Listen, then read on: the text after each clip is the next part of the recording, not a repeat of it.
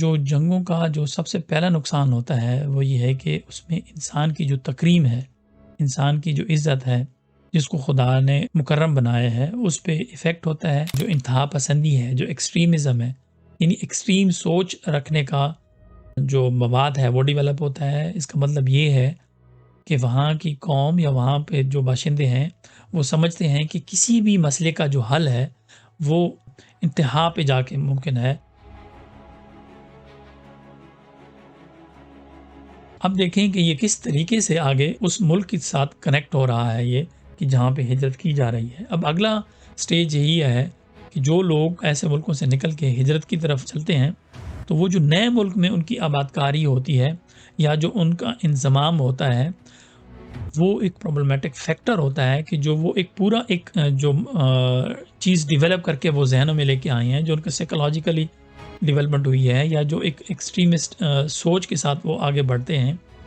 یا عدم مساوات کا وہ وہاں پہ جو شکار رہے ہیں، وہ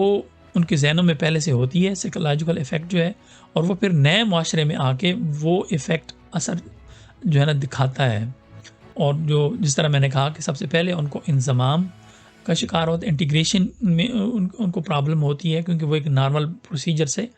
نہیں آئے ہیں اس ملک میں۔ تو اس کا نتیجہ یہ نکلتا ہے کہ جو وہاں پہ پہلے سے آباد کار لوگ ہیں ان کو ان کے ساتھ کمیونیکیشن میں اور ان کے ساتھ رہن سہن میں پرابلم ہوتی ہے۔ اس سے کیونکہ دونوں طرف سے ایک پولرائزیشن کا سلسلہ ڈیولپ ہونا شروع ہو جاتا ہے، تو وہاں پہ عدم مساوات ڈیولپ ہونا شروع ہو جاتی ہے کہ جو آنے والے نئے جو مائنارٹی ہے ان کے لیے جو پہلے سے لوگ وہاں پہ آباد ہیں ان کے لیے کوئی اچھا ایفیکٹ نہیں باقی رہتا۔ اس طریقے سے جو مہاجرین ہیں ان کے لیے امتیازی سلوک ڈیولپ اور ڈسکریمنیشن ڈیولپ ہونا شروع ہو جاتی ہے، اور ان کو تعلیم اور صحت اور دوسری جتنی بھی ہیں مواقع یا ملازمت اور سماجی اور اقتصادی ترقی میں ان کو ہر وقت ڈسکریمنیشن کا پرابلم ہوتا ہے۔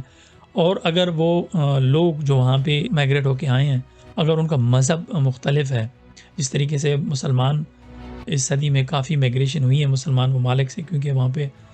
جو وارس کی سچویشن ہوئی ہے اس وجہ سے غربت پنپی ہے، تو یہاں پہ مسلمان جب آئے ہیں یورپ میں یا جرمنی میں آپ دیکھتے ہیں تو ان کو اسلام فوبیا کا شکار ہوتے ہیں وہ، کیونکہ ان کا مذہب کیونکہ مختلف ہے،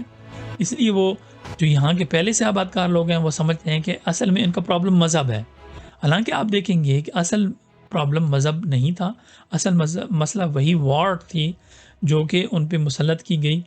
جس بھی طریقے سے، اور ویپنز تھے جو اصل میں ان ممالک سے ایکسپورٹ ہوئے جنہوں نے اس کے اوپر پیسہ کمایا۔ اس کا نتیجہ یہی ہے کہ جو نئے جو لوگ مہاجر اس معاشرے میں آئے ہیں ان کا جو پرابلم ہے وہ سب سے پہلے وفاداری کے تنازعات ڈیولپ ہونا شروع ہو جاتے ہیں کہ جو افراد یہاں پہ آئیں، لازمی بات ہے ہر انسان اپنی شناخت اور اپنی آئیڈینٹی کو قائم رکھنا چاہتا ہے، یہ انسان کا ویسے بنیادی حق بھی ہے، اور وہ اس کی جو انسانی ضرورت ہے، جو اس کی روح کی ضرورت ہے یا اس کی سائیکالوجی کی ضرورت ہے کہ وہ اپنی آئیڈینٹی کو قائم رکھنا چاہتا ہے، وہ اپنی انفرادیت کو قائم رکھنا چاہتا ہے، جو اور اپنی سوچ ہے اس کو کیونکہ وہ صحیح سمجھتا ہے تو اسی کو وہ ڈیولپمنٹ کا صحیح ذریعہ سمجھتا ہے۔ اس طرح ہم نے پہلے دیکھا کہ جو مہاجرین ہوتے ہیں وہ ایک محروم طبقے سے تعلق رکھتے ہیں، تو وہ جو نئے ملک میں آتے ہیں، جس طرح کے سے مہاجرین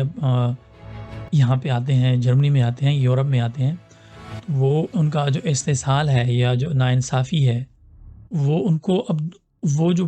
پرانا ان کا ایریا تھا یا ملک تھا وہی چیز ان کو یہاں پہ ریفلیکٹ ہونا شروع ہو جاتی ہے، تو ان کے جو پرانے تجربات ہوتے ہیں یا جو ان کا سائیکولوجیکل سٹیٹس ہوتا ہے وہ اس چیز پہ ان کو مجبور کرتا ہے کہ جو زیادہ متشدد افراد ہیں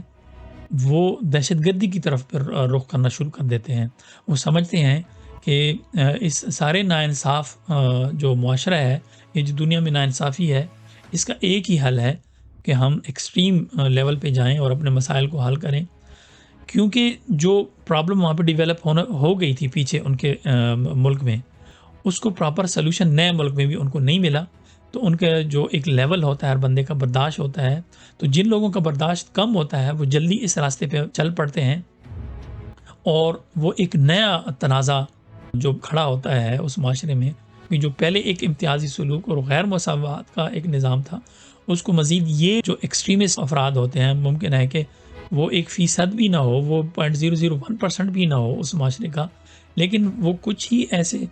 جو واقعات ہوتے ہیں جس طرح آپ دیکھتے ہیں کہ جرمنی میں ہوتے ہیں، وہ پھر پورے اس معاشرے کو افیکٹ کرتے ہیں اور اس میں پولرائزیشن ڈیولپ ہونا شروع ہو جاتی ہے۔ تو اس کا نتیجہ پھر یہی ہوتا ہے کہ جو انسانی ترقی ہے اس نئے ملک میں، وہ رک جاتی ہے، وہاں پہ ٹھہر جاتی ہے یا ڈکلائن کا شکار ہونا شروع ہو جاتی ہے۔ وہاں پہ معاشی استحصال بھی ڈیولپ ہو سکتا ہے ان تنازعات کی وجہ سے، کیونکہ جو ملک ہے یا جو سیاسی پارٹیاں ہیں ان کا بھی مین ٹارگٹ جو ہے پھر وہ چیزیں نہیں رہتی جو اصل میں ہونی چاہیے تھیں، بلکہ جو ڈفرینسز ہے، جو پولرائزیشن ہے، اس کو وہ سیاسی جو پارٹیاں ہیں وہ کیش کرنا چاہتی ہیں، جس کو پاپولسٹ نریشن کہا جاتا ہے۔ اس کو وہ پارٹیاں کیش کر کے حکومتوں میں آنا چاہتی ہیں۔ تو اس کا پھر نقصان یہی ہوتا ہے، اگر آپ دیکھتے ہیں اگلے لیول پہ، کہ معاشرے میں جو مثبت سوچ ہے وہ کم ہونا شروع ہو جاتی ہے، کیونکہ ہر انسان نیگیٹو بیہیویئر سے اپنے لیے کچھ اچیو کرنا چاہتا ہے، خواہ وہ عام افراد ہیں یا ملک کا نظام ہے یا جو سیاسی پارٹیاں ہیں، وہ ساری جو ہیں ایک نیگیٹو طریقے سے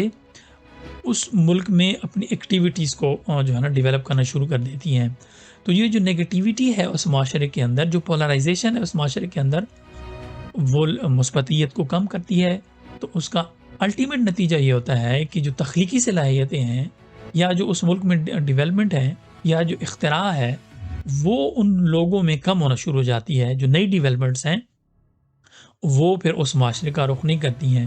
کیوں؟ کیونکہ جو انسان کی تخلیقی صلاحیت ہے اس کے لیے ایک ایسا ماحول چاہیے، ایک ایسا انوائرمنٹ چاہیے کہ جس میں